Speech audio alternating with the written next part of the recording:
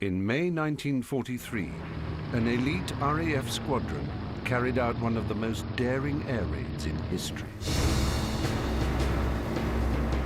The target was 3 giant dams, which supplied the water for Hitler's main armaments factories. The weapon was the bouncing bomb. The result was devastation and the birth of a legend, the Dambusters.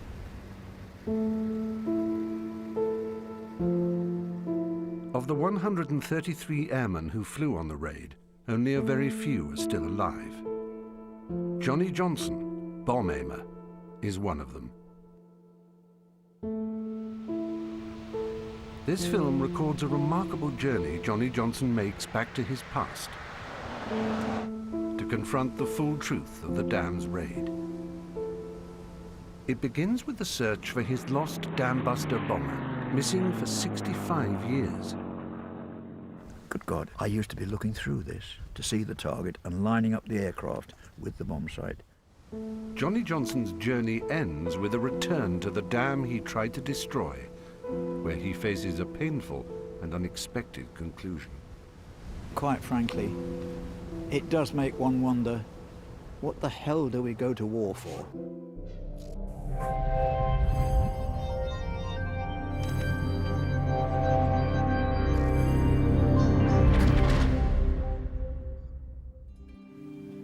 Hey.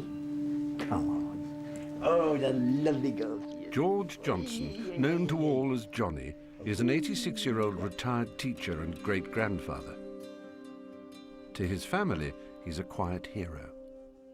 He's just a softie when you see him around the children, and, you know, just a sort of very ordinary man, and you just can't really comprehend what he did do, and must have been very, very brave.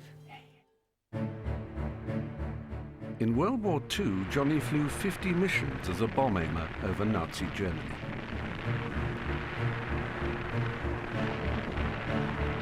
I refer to myself as the murderer of the crew because I was the one who was dropping the bombs.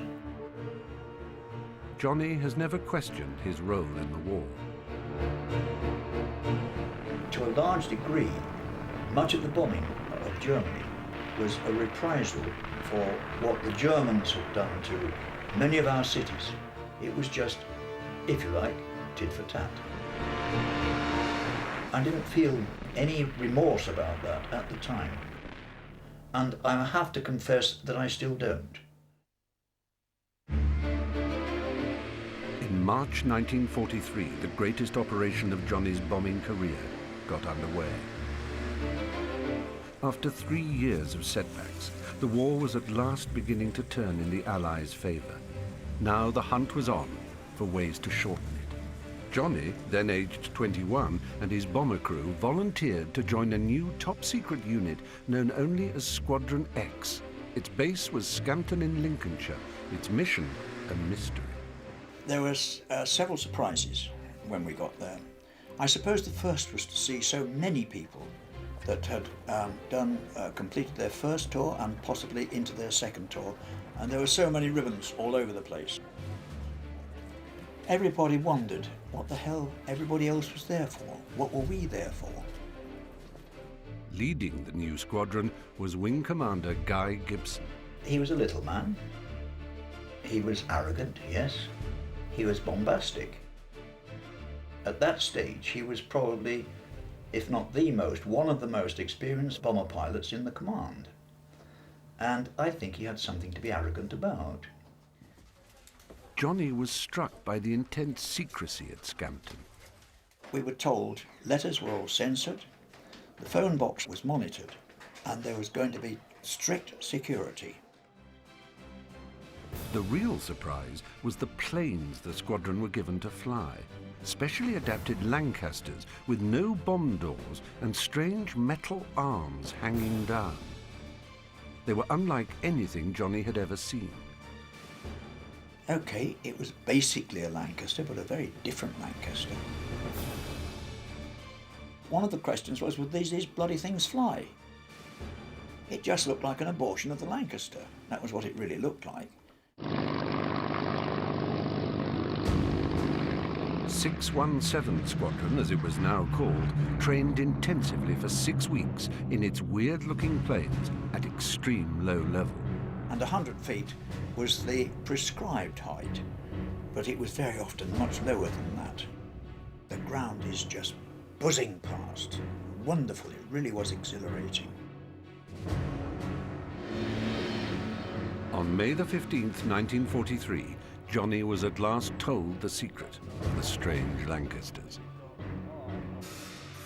Over the past few months, they'd been adapted to carry a special weapon, the bouncing bomb. Its inventor was the scientific genius Barnes Wallis. First time I met Barnes Wallis was the night before the raid, when he showed us the film of how he developed this bouncing bomb that we were going to drop. It was quite interesting on one of them where it showed the bomb had been released, and instead of going straight ahead as it should have done, it veered off to the beach, and they were all scattering away from the beach to get out of its way before it hit them. The following day, 3 o'clock in the afternoon, tannoy message, all 617 Squadron aircrew to the operations room. The game was on then. 6 hours before takeoff, Johnnie and his comrades were given their target, Germany's 3 great dams, the Möhne and Sorpe in the Ruhr Valley and the Eder Dam nearby. They held the water that supplied Hitler's main arms factories. There were these various routes out and back that were marked up on wall maps, and then it was explained these big dams, if they were broken, they could paralyze their armament industry for the time being, certainly. The Germans thought their dams were impregnable, but Wallis's spinning cylindrical bomb, dropped at 60 feet, was a brilliant piece of original thinking designed to bounce over the anti-torpedo nets that protected the dams.